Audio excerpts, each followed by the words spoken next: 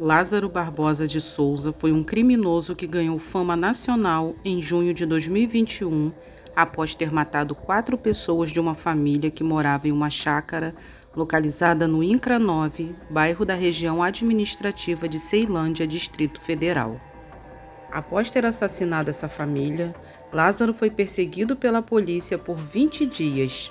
Enquanto uma força-tarefa o perseguia, Lázaro, em fuga, seguia numa onda de assaltos pelas chácaras da região. Lázaro tinha muita familiaridade com as regiões de mata, o que dificultou muito as buscas.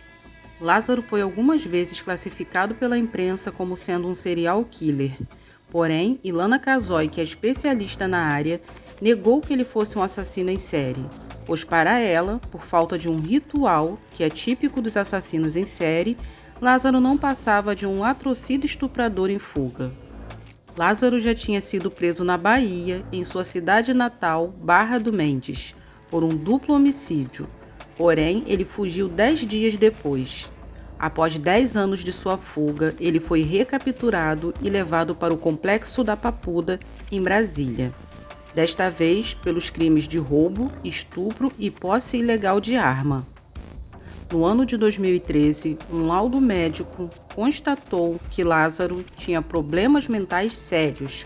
Esse laudo retratava Lázaro como impulsivo, ansioso, desequilibrado mentalmente e com perturbações sexuais.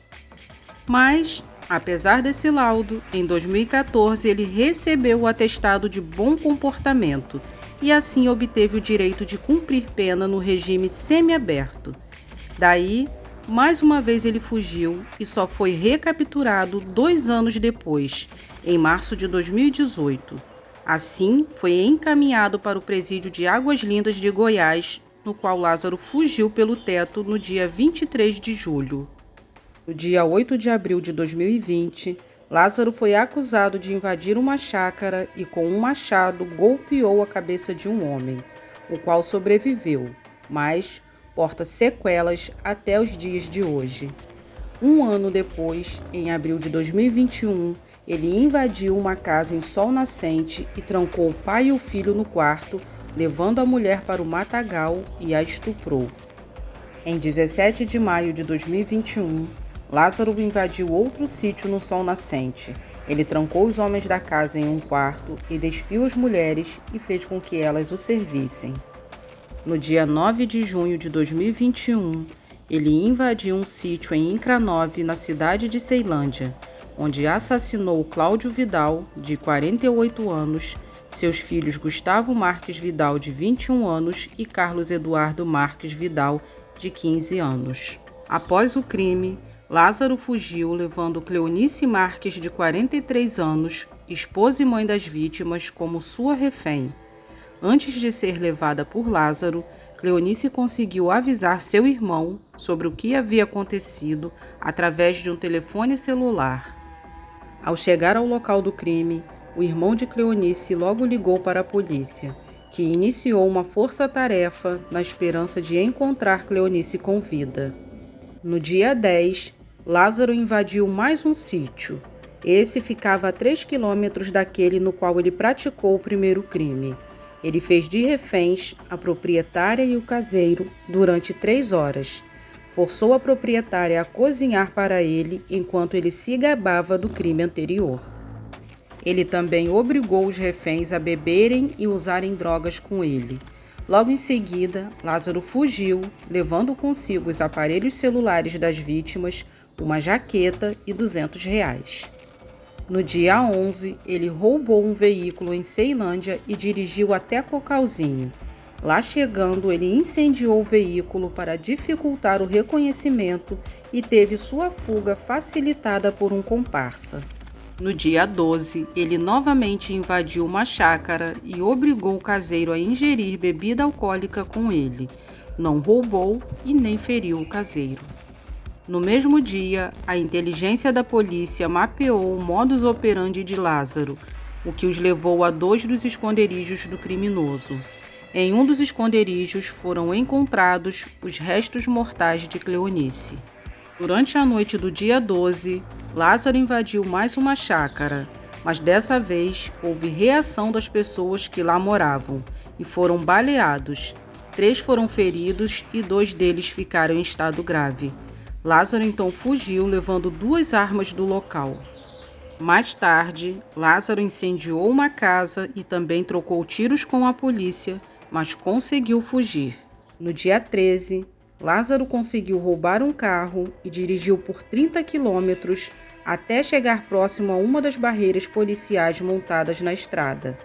Lázaro abandonou o carro e fugiu a pé para a mata, onde continuou sua fuga. No dia 16, Lázaro foi visto por moradores de Cocalzinho e, mais uma vez, sem se importar, invadiu mais uma chácara, rendeu 2 das 3 pessoas que lá se encontravam. Uma das vítimas, uma adolescente, conseguiu enviar uma mensagem para a polícia enquanto estava escondida no quarto. Mesmo com o cerco da polícia, Lázaro levou os 3 reféns para a mata e destruiu seus telefones. A polícia continuou no encalço do criminoso com helicópteros, o que fez com que Lázaro abandonasse os reféns e continuasse sua fuga sozinho. As autoridades suspeitavam que Lázaro havia passado a noite em um dos sítios da região, pois eles encontraram sinais de arrombamento e uma camiseta suja de sangue na residência, o que os levou a crer que Lázaro estivesse ferido. No dia seguinte, mais uma vez, Lázaro trocou tiros com a polícia na zona rural de Cocalzinho. Houveram feridos, mas as autoridades não forneceram muitas informações. No dia 24 de junho, 2 pessoas foram presas suspeitas de ajudarem Lázaro a fugir. Os suspeitos eram Elmir Caetano Evangelista, um fazendeiro da região, e seu caseiro Alaim Reis dos Santos. Lázaro dormiu 5 dias na propriedade de Elmir, além de jantar e almoçar. Porém, Elmir negou ter ajudado Lázaro. Uma força-tarefa, montada em conjunto com as polícias civil, militar e rodoviária, junto com a participação de 200 homens, se dividiram em estradas importantes da região, onde foram montadas barreiras. Também ocuparam 34 chácaras para proteger os moradores. Realizaram patrulhas nas áreas de mata, mas sem sucesso, pois, como informado pelos que conheciam Lázaro, ele era um mateiro experiente. Bombeiros militares auxiliaram nas buscas com drones. Lojas da região foram fechadas para evitar a presença de Lázaro. E depois de todo esse transtorno, no dia 28 de junho, o governo de Goiás, Ronaldo Caiado, anunciou a captura de Lázaro, dizendo que ele foi localizado na casa da ex-sogra. Lázaro morreu numa troca de tiros no município de Águas Lindas de Goiás. Nas redes sociais, Lázaro se tornou um meme devido à demora da polícia em capturá-lo. No Facebook, ao menos 346 perfis falsos foram criados com o nome e a foto do criminoso. Esse foi o resumo da dificultosa perseguição ao criminoso Lázaro Barbosa de Souza. Qual a sua opinião sobre esse caso? Deixe aqui nos comentários. Se inscreva no canal, deixe seu like e compartilhe esse vídeo.